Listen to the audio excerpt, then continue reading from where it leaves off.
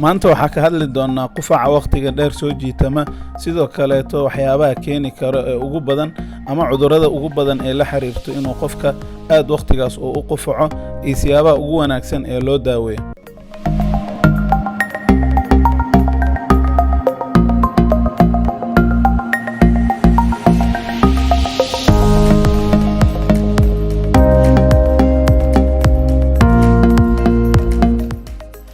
السلام عليكم ورحمة الله وبركاته. كسو دوادا جنالك الدكتور أحمد يوسف كتخصصي عذرات جود ناف مرينكا أما عذرات كدع فيره. هدي أد جنالك كعصوب تاي فضلا سبسكرايب ده سيادنا على ساعة مر والبفضلا ريح جنبالك. qufaca waqtiga dheer waa xaalad aad u dhib badan oo bukaano aad u fara badan haysato marka laga hadlayo xaaladaha caafimaad ee ka jiro qaybaha lagu daaweeyo cudurrada ku dhaca feeraha ama sanbabada. marka la qeexayo qufaca waqtiga dheer waxaa la dhahaa 6 bilood iyo in ka badan qofka in uu qufacay daawo kasta iyo wax walba uu isticmaalayna markaas ee waxba ka tarin uu qofka wali uu sii qufacayo 6 bil iyo wixii ka badan. mararka qaar xitaa waxaa dhacdo in 6 bilood uu ka bato uu sanooyin uu gaaro qufaca. sidaas darteed aan isla aragna maxaa keeni karo qofka waqtiga dheer qufacaya xitaa kaliya kuma fashilmaayo inuu daawo walba uu isticmaalay laakiin wuxuu xitaa ku fashilmaa dhakhtar walba oo u tago markaas in uu ku fashilmay inuu helo daawada saxda ah ee loogu talagalay in qofka markaas lagu daaweeyo ama in la helo cudurkii uu qabay qofka. waxyaabaha keeno waxaa ugu horeeya in markaas aan si fiican aan loo tixgelinin cudurka ama in aan si fiican baaritaanada uu ugu baahnaa bukaanka aan loo sameeynin markaasna uu dhakhtarka iska fududeysto qofka markaas daawo la siiyo inuu u maleeyo cudurro iska fudud sidaasna markaas qofkii daawadii inuu qaato welina qufici uu sii jiro. sidaas darteed waxaa qasab ah marka uu bukaanka ka cabanayo in uu qufacayo 6 bilood iyo ka badan in la marsiiyo baaritaano aad u fara badan sidoo kaleeto in loo diro dhiigag aad u fara badan iskaano iyo markaas in la ogaado waxyaabo badan ilaa ay mararka qaar xitaa hawamareenkiisa in tubooyin la geliyo la soo ogaado wax ka jiro gudaheeda ee la soo arko markaas qofka wuxuu qabo sababtoo ah qofka haddii lagu deynayo baaritaano yar iyo baaritaano soke markaas qofka waqti dheer ma qufici lahayn oo wuxuu u baahan yahay exactly qofka problemka haysta in la ogaado. sidoo kale qofka asaga iskiis inuu u qaato daawooyinna kuma filno markii laga hadlayo chronic cough ama qofka waqti dheer inuu qufacayo. waxyaabaha keena marka chronic cough ama waqtiga dheer qofka inuu qufaco aad ay u fara badan yihiin. marka waxa ugu horeeya number 1 in markaas ay yihiin cudurrada ku dhaco sida siiba caabuqyada ku dhaco sanbabada sida xiiq dheerta iyo oof wareenka iyo cudurrada kale ee caabuqyada faraha badan leh oo ayagana markaas ku dhaca sanbabada. waxaa kaleeto qufaca dheer keeni kara in uu qofka markaas uu ku leeyahay buro sanbabka gudihiisa taasna way sababi kartaa in qofka waqti dheer uu qufaco. qofkii uu difaaciisa jirka uu aad u khariban yahay ayadana waxay keeni kartaa in qofka waqti dheer uu qufaco oo mar walbeetana uu caabuqyada qaar ay ku soo degdegaan. haddii difaaca jirka uu hooseeyo ama haddii uu xasaasiyad ama markaas uu ka falcelin badan difaaca jirka uu leeyahay labadaas marba qofkii waxaa waaye dhibaato weyn ayaa sanbabkiisa soo gaarayso sidoo kalena qufaca waqtigiisa wuu dheeraanayaa oo markaasna waa laga yaabaa inay ku dhacdo qufaca waqtiga dheer. qofka xaaladahan markii ay ku dhacaan kuma filna kaliya raajo in la saaro wuxuu kale u baahan yahay tubooyinka sanbabka lagu soo arko sida bronchoscopy-ga wuxuu u baahan yahay CT scan ama scan in la saaro sidoo kale in dhiigag laga qaado qofka ayuu u baahan yahay sidoo kale in neeftiisa la cabiro qofka oo loo diro markaas tijaabo neeftiisa intee la eg tahay iyo sida uu sanbabkiisa u neefsanayo in la cabiro. sidoo kale waxaa u baahan in wax weyn laga ogaado hunguriga ama cunno mareenka hadba siduu qofka uu u yaqaano maadaama uu u dhow yahay hawamareenka hunguriga cunnada ee martay hawamareenka maadaama aad isugu dhow yihiin cudurrada ku dhaco hunguriga waxay keeni karaan in uu qofka markaas uu la qufaco mararka qaar haddii wax uu markaas oo sensitive ah ama markaas dhibayo dhuunta haddii ay soo galaan. waxaa ugu horeeya waxyaabahan laabjeexa oo kaleeto ama in cunnada caloosha markaas inta ka soo laabato hunguriga ay ku soo laabato waxyaabaha keeni kare ka mid tahay inuu qofka qufaco.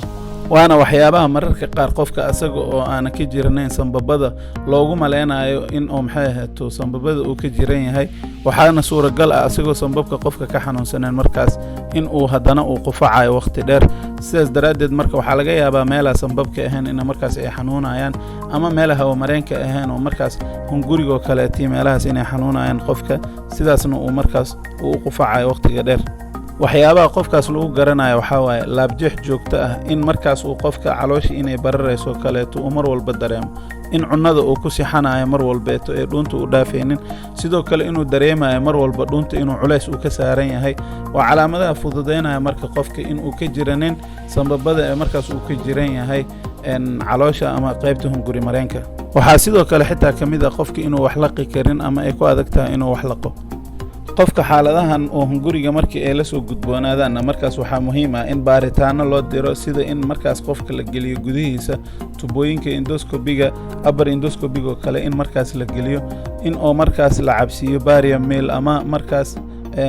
biyo loogu talagalay qofka in lagu arko dhuuntiisa iyo sida ay tahay oo sida caanaha oo kale ah in qofka la cabsiiyo kadibna raaja la saaro waxaa kaleeto loo samayn karaa in markaas la ogaado murqaha sida ay u shaqaynayaan oo kaleeto test loo diraa jiro intaas marka loo sameeyo waxaa la ogaan karaa inay cilada ka socoto hunguriga iyo in kale waxaa xitaa sidoo kale loo samayn karaa in speed test in loo sameeyo waxaa sidoo kale waxyaabaha keeni kara qufaca waqtiga dheer ka mid ah qofka inuu xasaasiyad ka qabo sanka cudurka siiba loo yaqaano sanboorka inuu qofka qabo sidaasna waxay keeni kartaa inuu qofka waqti dheer uu qufaco oo xasaasiyadda mar walbeeta qofka inay cuncun ku abuurto sidaasna uu qofkii mar walba u qufacayo si joogto ah waxyaabaha marka uu qofkaas u baahan yahay si loo xaqiijiyo in oo loo sameeyo wuxuu u baahan yahay in sanka gudihiisa laga geliyo endoscope lana ogaado markaas sanka inuu caafimaad qabo ama markaas inay xasaasiyadda jirto in allergy test loogu sameeyo dhiigga ama markaas xasaasiyaddii in dhiigga laga baaro sidoo kale in iskaan laga saaro sanka iyo inta u dhow si loo ogaado markaas in xasaasiyadda dhib weyn ay geysay iyo in kale sidoo kalena sanka in looga shubo daawooyin markaas yareynayo infekshanada iyo caabuqyada iyo xasaasiyadda markaa waxaa sidoo kale keeni kara qufaca joogtada ah in markaas uu qofka isticmaalayo daawooyinka qaar side effectigooda ama dhibaatada ka dhalanaysana ay tahay waqti dheer qofka inuu qufaco waxaa ka mid ah daawooyinka loo isticmaalo dhiigkarka oo kale kuwaas aad ay ugu badan yihiin qofka inuu mar walbeeto qufaco ama waqti dheer inuu qufaco waxaa sidoo kale markaas keeni kara qofka inuu waqti dheer qufaco cuntooyinka qaar qofka inuu sensitive ku yahay ama xasaasiyad uu ku qabo qofka cunooyinka uu xasaasiyadda ka qaadi karo waxaa ka mid ah sida caanaha wiidka ama qamadiga iyo ukunta oo kaleeto digirta iyo waxyaabaha la midka ah inuu markaas qofka inuu xasaasiyad ku qabo markaasna waxay sababaysaa in qufacii uu joogto ahaado mararka qaar qofka asaga oo xasaasiyad cunnada ku qabin ayaa waxaa dhici karta inuu only sensitive ku yahay oo cunooyinkaas marka uu qaato kadib dhuunta inay cuncunayso markaasna uu qufacayo qofka qodobka ugu dambeeya waa qofka inuu ka soo gaaro dhib neerfaha ama jug inay ka soo gaarto neerfaha hawamareenka u dhow waxay sababaysaa qofka waqti dheer inuu qufaco sababtiisana aanan la ogeyn oo u qufacayo marka waxay u baahan tahay si degan in loo ogaado xaaladaas lana ogaado waxa markaas keenaya exactly ama waxa u keenay oo qofkaas inuu neerfihiisa dhaawacmo keenay mararka qaar xitaa waxaa dhacda in asaga oo markaas ay dhuuntii wax dhiba aysan ka jirin wax xasaasiyada aysan jirin iyo wax sensitive oo dhibaya markaas in ay markaa uu qofkii uu qufaco maadaama uu neerfo ka jiran yahay in maskaxda amar ah la siiyo in markaas uu qofkii uu qufaco taasna waxaa waaye xaalad uu neerfaha dhib uu ka jiro qofka markaas cudurrada kaleete laga baaraya ugu badan markaas dhib kama jiro marka wuxuu u baahan yahay in uu si degan loo eego lana fiiriyo cudurrada markaas ku dhacay neerfaha qofka haddii uu neerfaha uu ka dhaawacan yahay u dhow neef mareenka hadduu si caadiya xitaa u neefsado qofkii markaas aad ayuu u qufacaya oo waqti dheer ayuu qufacaya mar haddii la ogaado marka qofka waxa uu qabo ama dhakhtarka uu ogaado waxaa qasab ah markaas in la bilaabo daaweynta ama markaas qofka in la daaweeyo sidee loo daaweynaa marka qofka waxaa mararka qaar suuragal ah marka qofkan marka la rabo in la daaweeyo in hal sabab keliya aysan u keenin waqti dheer inuu qufaco ee tahay dhowr sabab tusaale inuu markaas qofka qaadanayo daawooyinka dhiigkarka sidoo kalena inuu xasaasiyad ku qabo cunnada ama neerfo inuu dhib uu ka soo gaaray qofkaasoo kaleeto waxaa laga yaabaa adigoo daawooyinka qaar xitaa siinaya still inuu weli sii qufaco waqtigii qufacana uu bato uu markaasna sii dheeraado waxyaabaha la isku dayo marka waxa ugu muhiimsan kow in dhibaatada la soo aruuriyo oo markaa la ogaado exactly problemka ugu weyn oo xalinta u baahan waxa ay tahay qofka marka waa inuu dhakhtarkiisa la xiriiraa baaritaanada aan soo sheegno dhan loo sameeyaa markaas kadibna markaa in qofka loo sameeyo waxyaabaha oo exactly uu u baahan yahay daaweynta ku saabsan anaga ma dhahayno qofka exactly daawadaas hala siiyo sababtoo ah sharci ma ahan in oo qofka daawo si online loogu sheego laakiin waxaa muhiim ah waxyaabaha caawin kara in markaas loo sheego sida waxyaabaha gurigiisa uu ku samayn karo qofka oo caawinaya inay dhibaatada ka yarayso